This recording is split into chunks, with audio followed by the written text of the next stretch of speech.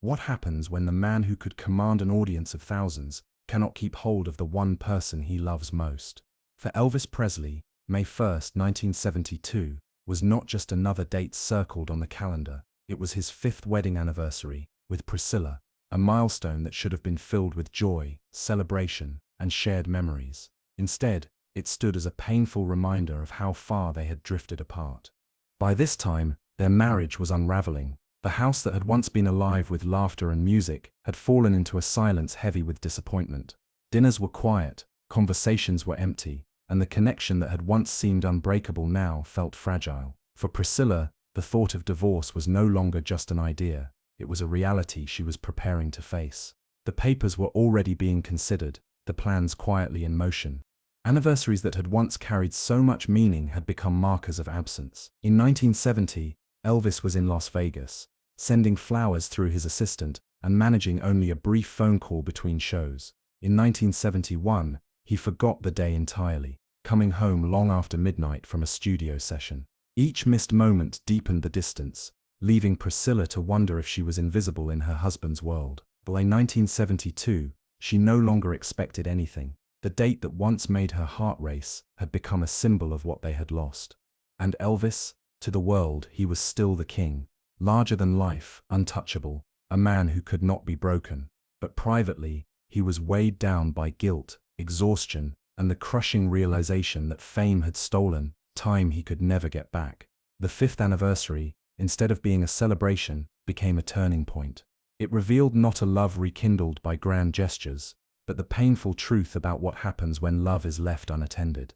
This was the anniversary that showed the cost of silence, the price of distance, and the way fame can. In the spring of 1972, Elvis Presley was living 2 very different lives. To the outside world, he was still at the height of his career, dazzling audiences in Las Vegas, performing to sold-out crowds, his voice echoing through arenas with the same power that had once transformed American music. But behind the closed doors of Graceland, the man who had become a legend felt increasingly like a stranger in his own home. Fame had never been gentle with Elvis. It demanded his time, his energy, and his presence, leaving little space for the simple human moments that sustain a marriage. While fans saw a man in command of the stage, Priscilla saw someone slipping further away with each passing year. Their marriage, once full of promise, had become a shadow of what it was meant to be. For her, the silence at home felt louder than the cheers of the crowd. Priscilla, who had entered Elvis's world as a young woman swept up in the magic of his charm, now found herself feeling invisible in the glow of his fame. She was no longer just his wife, she was his afterthought. The intimacy they once shared had been replaced by nights alone, by conversations cut short, by an emotional distance she could no longer ignore. Friends who visited noticed the tension, the way Priscilla's smile often faltered, the way Elvis's attention seemed to drift elsewhere. Anniversaries had become the cruelest reminders. Each year the day arrived carrying with it the weight of what used to be, where once it was filled with flowers, handwritten notes, or simple moments of connection. It had become a day marked by absence. Priscilla's heart, once hopeful, grew guarded. By the time their 5th anniversary approached, she no longer waited by the window for a gesture of love. She prepared herself for nothing at all. For Elvis, the conflict was not just about neglect, it was about being pulled in 2 directions. The role of the king demanded of him a devotion that consumed every waking moment, while the role of husband required something he was struggling to give presence. He could electrify a crowd with a single smile, yet he could not meet his wife's eyes across the dinner table without feeling the weight of unspoken disappointment. The guilt gnawed at him, but the cycle continued. Late nights, endless rehearsals, the desperate chase for perfection in his music, while love at home slipped through his fingers. This was the stage on which their 5th anniversary unfolded. Not a fairy tale of romance, but a portrait of 2 people caught in a widening gap. Priscilla, quietly considering divorce, was tired of waiting. Elvis, haunted by the distance he had created, wrestled with the realization that even the most powerful voice in the world could not drown out the silence of a broken marriage. The truth was unavoidable. Fame had given Elvis everything he thought he wanted, but it was costing him the one relationship that mattered most. The weeks leading up to May 1st, 1972, painted a picture of contradiction.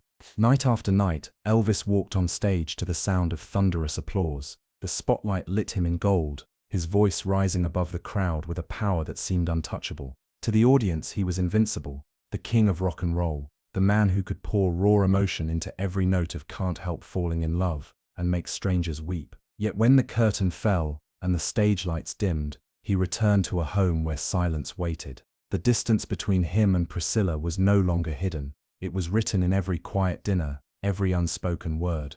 Priscilla's struggle was quieter but no less powerful. She had spent years adjusting to the chaos of Elvis's world, the endless travel, the late nights, the constant presence of managers and friends who seemed to have more of his time than she did. But now, she no longer wanted to adjust. She wanted to live. The idea of divorce, once unthinkable, had become her only path toward feeling seen again. By the time their 5th anniversary approached, she had already drafted the papers.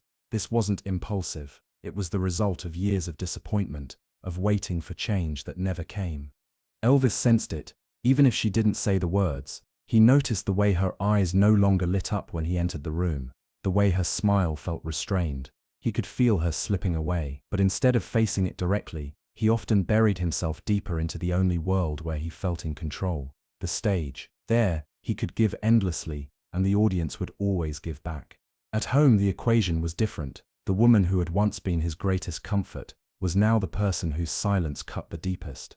There were moments when guilt broke through. Alone in his room at Graceland, Elvis would replay their early years in his mind. The laughter in Germany when they first met, the quiet drives, the stolen kisses. He knew fame had changed him, hardened him in some ways, distracted him in others. He wanted to bridge the gap, but didn't know how. Apologies spoken in passing felt hollow, promises made late at night, often dissolved by morning, swept away by rehearsals, recordings, and the pressure to remain larger than life. As the anniversary drew closer, the tension inside Graceland became almost unbearable. For Priscilla, it was a day that underscored everything she had lost. For Elvis, it was a reminder that even kings cannot ignore the cost of neglect. Neither of them spoke openly of divorce in those days, but the unspoken truth hovered in the air. They were bound together by vows, history, and a daughter, yet separated by the silence of unmet needs. The world would never see this side of Elvis Presley. To his fans, he was untouchable. But on May 1st, 1972, he was a man caught between adoration and abandonment, struggling to understand how the same voice that could heal strangers on stage could not reach the heart of his own wife. The stage was set, not for a concert, not for applause, but for an anniversary that would mark the point where love, fame, and heartbreak collided. The morning of May 1st, 1972, arrived with little ceremony inside Graceland. For most of the world, Elvis was preparing for another round of performances, another chapter in his storied career. But for Priscilla, it was the day that crystallized everything she had been feeling. Their 5th anniversary, a moment that should have been filled with tenderness, instead underscored the emptiness that had grown between them. Elvis had been absent far too often, both physically and emotionally. The years of missed anniversaries and forgotten promises weighed heavily on Priscilla's heart. She no longer expected surprises or tokens of love. Instead, she braced herself for another day that would pass without recognition. Another reminder that the man who belonged to the world no longer seemed to belong to her. That realization was heartbreaking, but it was also clarifying. For her, the decision to move forward with divorce no longer felt like betrayal, it felt like survival. For Elvis, the anniversary carried its own weight.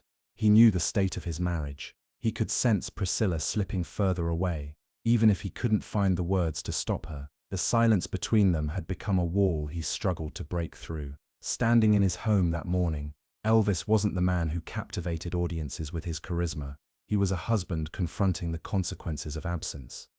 It was in moments like this that Elvis often turned inward. He thought about the countless nights on stage, the cheers that drowned out every insecurity. But here, on his anniversary, he felt the one truth he couldn't ignore. Applause could not replace intimacy. He could be adored by millions, yet still lose the person who mattered most. That realization hit harder than any note he had ever sung. The 5th anniversary was not marked by grand gestures or reconciliations. Instead, it was the quiet acknowledgement of a love that had been left unattended for too long. Priscilla, who once believed in the fairy tale of life with Elvis Presley, understood that love couldn't survive on memories alone. Elvis, despite his longing to hold on to her, knew deep down that the gap between them had grown too wide to be bridged by promises. This was the turning point. It wasn't loud, it wasn't dramatic, it was the quiet devastation of two people who realized that love requires more than passion, more than history, more than fame. It requires presence, and in those crucial years, Elvis had not been there in the way Priscilla needed him to be. As the day passed, their anniversary became less a celebration and more a reckoning. The king of rock and roll was forced to face the truth that even the brightest star cannot outshine the darkness of neglect. For Priscilla, it was the confirmation she needed. For Elvis, it was the wound that would never fully heal. In the months following their 5th anniversary, the reality of Elvis and Priscilla's marriage became impossible to ignore. That day had not brought reconciliation. It had not reopened the door to love, but instead confirmed the distance that had been quietly widening for years. For Priscilla, the anniversary was less about disappointment and more about clarity. She no longer waited for gestures that never came, nor did she hope for promises that could not be kept. Instead, she made the decision to reclaim her own life, to step out of the shadows of Graceland and into a future where she could be seen as more than Elvis Presley's wife. By early 1973, Priscilla officially filed for divorce. It was a decision that broke through the myth of their perfect love story and shocked many of Elvis's fans. But for those closest to them, it was no surprise. The anniversary of 1972 had been the moment when the fairy tale cracked beyond repair. To Priscilla, the choice was not about leaving fame or fortune behind. It was about finding herself after years of invisibility. Her departure was an act of courage, a way of affirming that even love cannot survive without attention and care. For Elvis, the aftermath was far more complex. On stage, he remained dazzling, throwing himself deeper into his music, as if the intensity of his performances could mask the void within. The applause gave him temporary comfort, but when the lights dimmed, the silence reminded him of what he had lost. He would often speak with regret about the demands of his career, acknowledging in rare moments of vulnerability that he had not been the husband Priscilla deserved. Those close to him noticed how her absence weighed on him, how the loneliness of Graceland became more profound after she was gone. The anniversary of 1972 thus became more than just a date. It became a symbol of what fame had cost Elvis. Not just time, not just peace of mind, but love itself.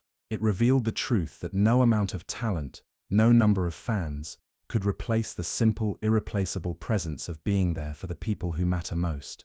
For the world, Elvis Presley remained an icon, but for those who looked closer, his story carried a deeper lesson. He was proof that even the greatest voices can be silenced by neglect, that even legends can lose what they love when the demands of life overshadow the needs of the heart. The aftermath of the 5th anniversary taught something timeless. Love does not survive on grand illusions. It survives on small acts of presence, of empathy, of choosing each other every single day. For Elvis, that realization came too late to save his marriage, but it remains a reminder for everyone who hears his story.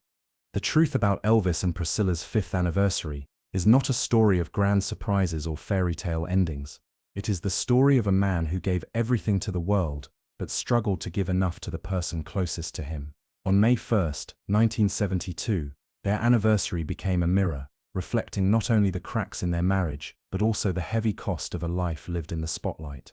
It was not about gifts or celebrations, but about absence, about the silence that grew louder than any applause.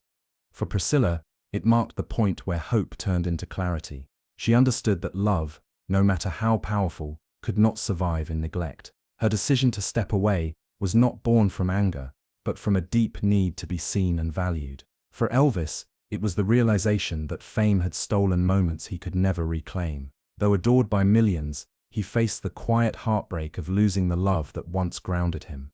This story carries a lesson far beyond the walls of Graceland. It reminds us that love is not sustained by fame, fortune, or passion alone. It thrives in presence, in showing up, in listening, in choosing each other not once, but every day.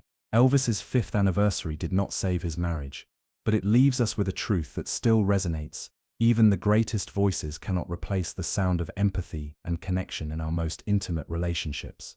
So perhaps the question for us is this: how often do we let the noise of life drown out the needs of those we love? Have we ever, like Elvis, found ourselves realizing too late that presence matters more than performance?